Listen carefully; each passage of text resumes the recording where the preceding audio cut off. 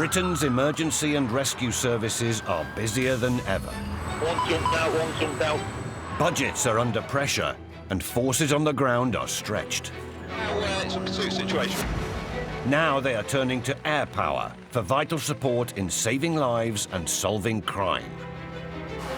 With countrywide access to the police, Coast Guard, fire and ambulance services, and using exclusive 999 footage, we show how the latest cutting-edge equipment is being used to innovate from the air. This is the inside story of 999 Britain from Above.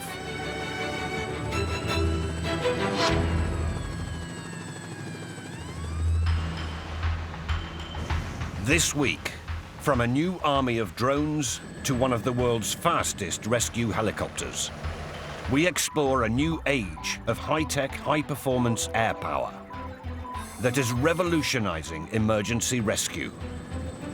3 years ago, only a handful of drones were being used by our emergency services. Now, there are over 200.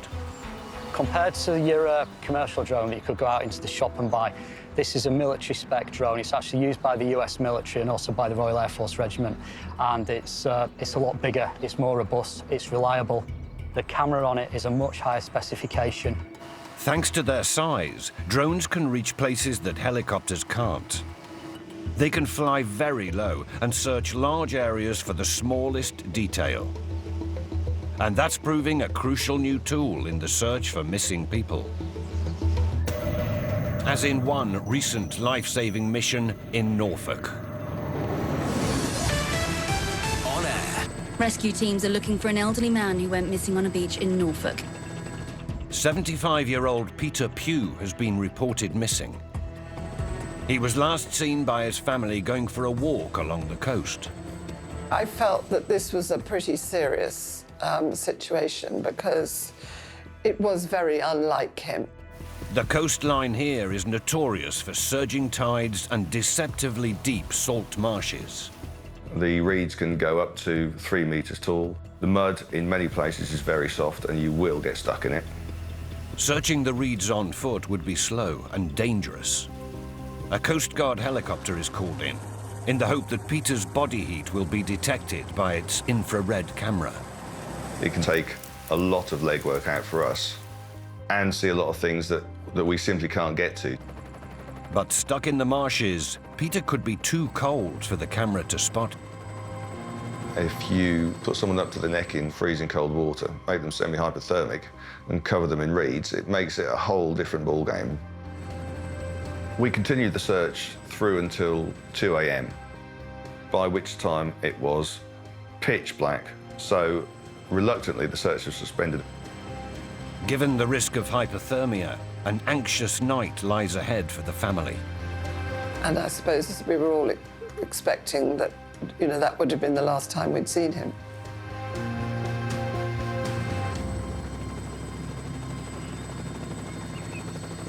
Daybreak over the Norfolk marshes, and the search for Peter resumes. I have to say, at 4 o'clock in the morning, I thought, when it was light and things, the birds were all cheeping, I was thinking, I don't think we're going to see him again. There's still one option that hasn't been tried. Norfolk police and fire units send up a drone. I can put that drone, only at 20, 30 meters above the marsh and really look into the reeds. If the helicopter's been over a few times, can't find them with a thermal, I'm going to use a different tactic and I'm going to physically look for the signs of where someone's been rather than relying on just heat alone. The search from the air continues all day, but by late afternoon, any hope of finding Peter alive is slipping away. I was doing a return trip, just searching all the waterways, and as I swung round, I could see what looked like another track that a deer had made. And I just panned across, and as I come to the end of that track, I could see something in the water. And then I saw Peter. My words were, I found him. And then my next words were, and he's still alive. he's alive. And then pandemonium broke out. It was just unbelievable. We crowded around the screen and were looking. And we're going, Officers from Norfolk Police update the family. He said, sit down. I won't take long to tell you, but he has been sighted and he's been talking to us. Well, that's when all the emotion came out, I have to tell you. And then I put up in the air, say, if everyone could see one drone in the air, he's virtually above him. Everyone could see where to head to. Casualty is hypothermic, confused, and up to his shoulders in water at this time. Over. Peter was safely airlifted to King's Lynn Hospital. I hope other people don't have to experience it, but it's immensely comforting knowing what professionals there are there. But I think without that kind of technology, we would never have seen him for where he was. Without that drone, we wouldn't have saved him.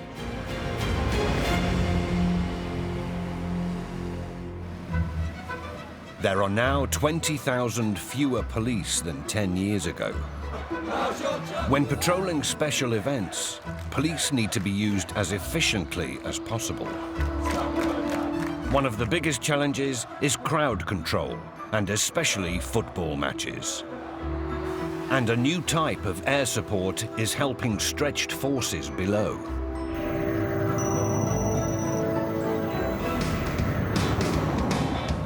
It's the end of a derby game between Norwich and Ipswich at Carrow Road.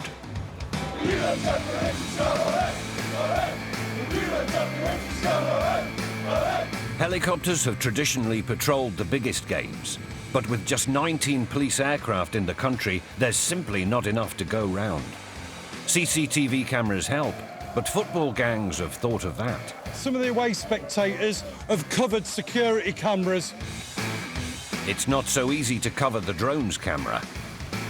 It scans the crowd, feeding live pictures to officers on the ground. The use of drones in policing has really sort of changed the way we do things. In the control room, we'll be looking down and actually seeing where the resources are. Just gives that much better overview of what's going on. Because here we are walking up the slope and we can't see a massive amount in front of us. But if you have a drone up and then you have the technology in your hands, it's very helpful to know what's going on.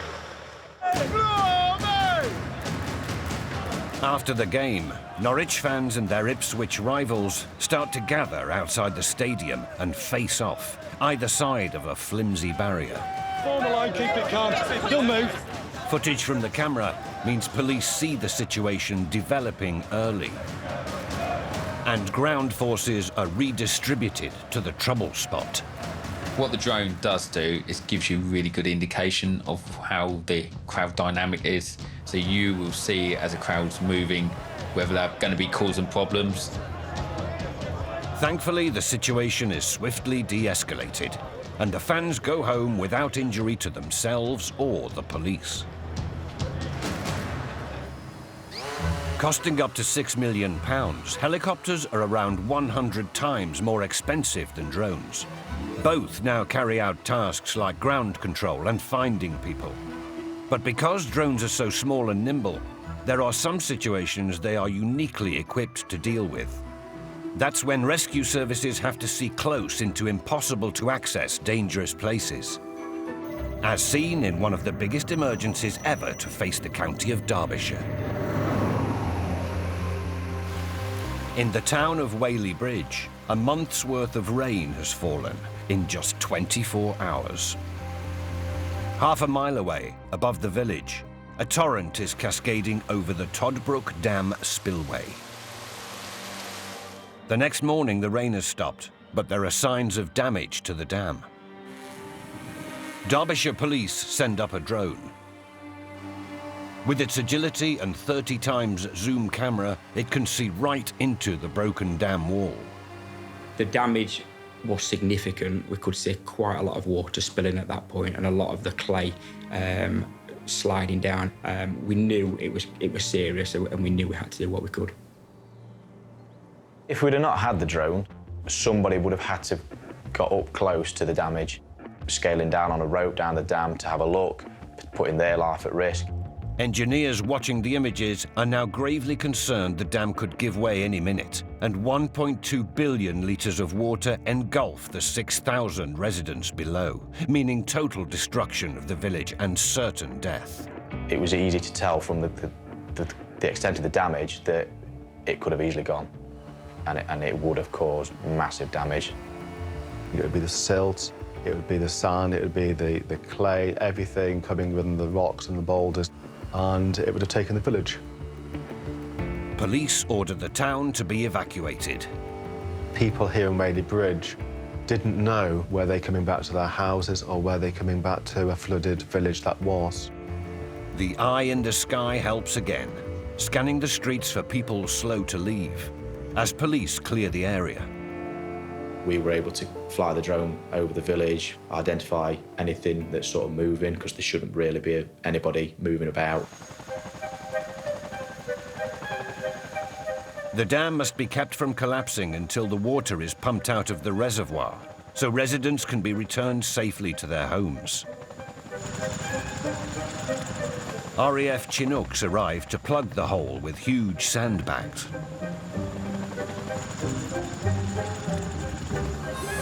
Helicopter and drone work together as information is constantly fed to both the RAF and engineers. We were asked by some of their commanders to have a look once the Chinook had been and dropped the aggregate where they needed to drop next, and whether or not there were any breaches following the aggregate drop as well. Working around the clock, hundreds of tons of sand and cement continued to shore up the dam, while 1 billion litres of water is pumped out of the reservoir. There was probably between 6 and 10 of us doing different shifts and working together. So we were able to give pretty much a constant, if they needed some footage, we'll go and do it. The dam holds, and water in the reservoir is now at safe levels. We could provide that footage nearly instantly. I think putting somebody in a position where they could assess it may have taken hours, and it might have been a different story by now. Whaley Bridge is alive and kicking. You know, we are here, and that is something which we're proud of. Hospitals come to the roadside at incredible speed. The fastest into the sky, as well as being the fastest in the sky. And air support plays a key role in one of the country's biggest ever wildfires. It's been logged as arson, and it's beginning to spread.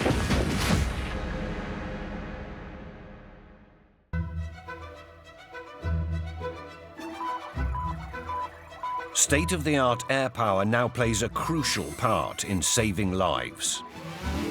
And when large areas of the country need to be covered at high speed with people and equipment, there is no substitute for helicopters.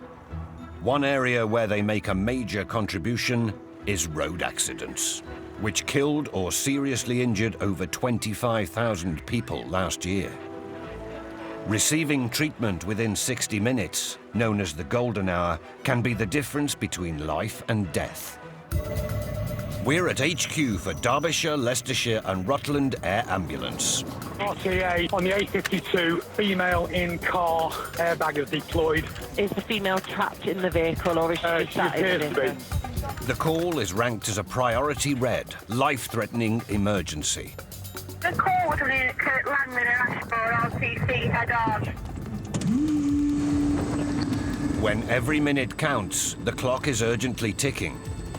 The crash site is 60 miles away, and flying there is a 180-mile-an-hour Augusta helicopter, one of the fastest in the world. We could be airborne in about 1.5 minutes, which makes it the fastest into the sky, as well as being the fastest in the sky. The helicopter is kitted out as a flying hospital, equipped with a ventilator and defibrillator. Crew are pilot John McCallion, critical care paramedic Keith Rutherford, and in the back, critical care doctor Stuart Maitland-Knibb, who's trained to carry out roadside surgery. And that might be something like an actual amputation of a limb to save their life, or it could be through to the fact that we're actually giving them a general anaesthetic to perform actual surgery, and that can be right through to open heart surgery. Air traffic control clear a direct route to the crash. And the air ambulance nears the site. Okay, landing checks ready, please. Landing surveillance.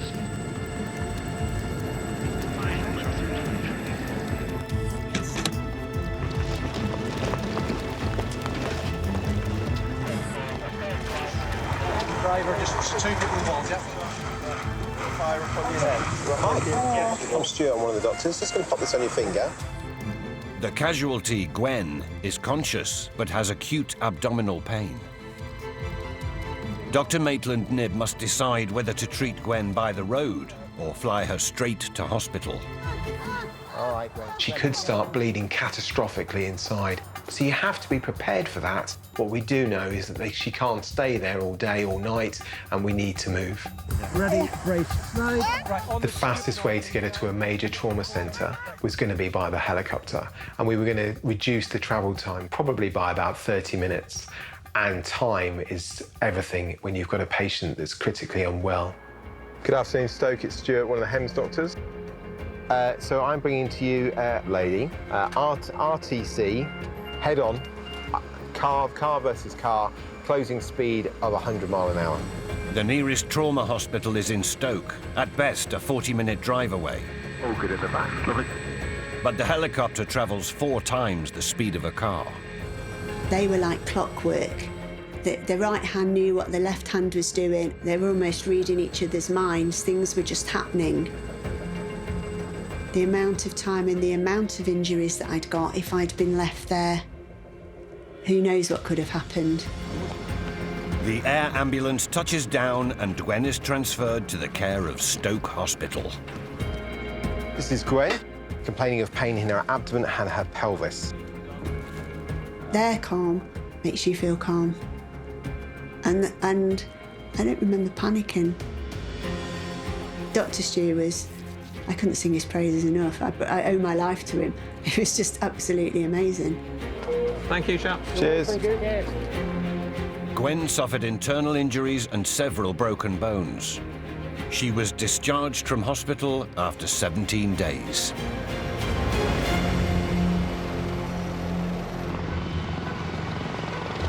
From rescue to disasters and medical emergencies to crowd control, air power is now essential. The fire service is also using the sky in increasingly innovative ways. Airborne GPS systems and infrared cameras track the spread of fire and check the temperature of objects at risk of exploding.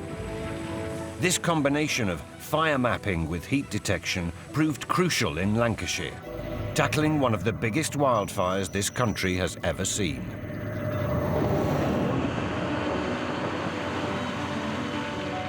There's a fire, sounds like one of these Moreland fires. It's been logged as arson and it's beginning to spread. On the Lancashire moors, it's the driest start to summer for over 50 years, and firefighters are struggling to control the blaze. In the first 24 hours, the flames sweep across grassland, heading towards homes and people a couple of miles away. First, a police helicopter is sent up to scan the surrounding area to make an initial assessment of the danger. If you could do a circuit of the fire and let us know the approximate distance the fire line is from the mast. Go on then, pass 2-1. Yeah, we make it from the short mast to the leading edge of the fire, approximately 1 kilometre. It not only shows the proximity of homes, but an immediate threat to a major communications mast. The transmitter, it serves all the emergency radios for the areas, so the fires were spreading towards it. This could create such a serious situation. The aerial view is vital, but the helicopter costs £100 an hour in fuel alone, while it's less than £2 to charge a drone battery for half an hour's flight time. The drone takes over and feeds ground commanders with live information from its GPS and camera. Using its mapping GPS technology can actually give a much more accurate idea where the fire front was, what direction it was moving in. The spread of fire is tracked towards the mast, but also monitored is a growing threat to the nearby houses. The cottages, the farmhouses, the barns were at risk, and we were able to send firefighters to protect the surrounding buildings. Assisted by air intelligence, the fire crews douse the nearest flames and dig trenches as fire barriers, while the area is evacuated. The homes are saved and the flames extinguished just feet from the radio mast. But the danger is nowhere near over. Ground crews fight the fire for days on end, assisted continuously by technology in the air. And the infrared camera proves invaluable, as amazingly it reveals fire travelling invisibly in the peat below. We're flying very early hours of the morning while the ground was still cool, and that enabled us to put the thermal imaging camera on there, and that automatically detects heat underneath the ground. So again, we could redirect the firefighters to them particular areas of the moorland. Finally, after 5 whole weeks, the fire is put out. An expanse 3 times the size of Gibraltar has been burned. We could send the air support unit up, and that just meant that we were not risking those firefighters. Although there was such a lot of damage done to the immediate area, the fire would have lasted longer if we hadn't have had the drone. For fire, ambulance, police and Coast Guard, the eyes in the sky are now essential weapons in the ever-changing battle to keep us safe and solve crime. Coming up, a sharp insight into the harsh realities of life in jail inside prison. Britain Behind Bars is Thursday night at 9. And this Friday night, join us at 7 as the European qualifiers continue when Gareth Southgate's England face the Czech Republic in Prague. Next, we return to Coronation Street.